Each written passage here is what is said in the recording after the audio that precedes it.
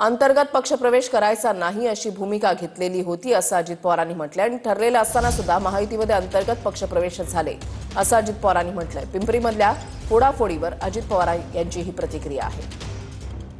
तर मधल्या काळामध्ये साधारण आमचं अंडरस्टँडिंग ठरलेलं होतं की आम्ही जे मित्रपक्ष आहोत त्यांनी एकमेकाचे उमेदवार घ्यायचे नाहीत किंवा एकमेकाचे माजी पदाधिकारी घ्यायचे नाहीत, परंतु ते घेतले गेलेले। त्याबद्दल आम्ही मुंबईत गेल्यावर चर्चा त्या ठिकाणी करू।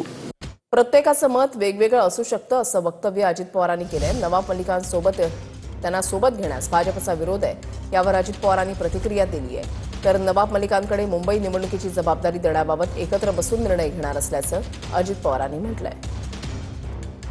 का प्रत्येकाचं वेगवेगळं मत त्या ठिकाणी असू शकतं, त्यांना त्यांचं मत व्यक्त करण्याचा अधिकार आहे, त्याच्यामध्ये टीका टिप्पणी करण्याचं आम्हाला काही कारण नाही।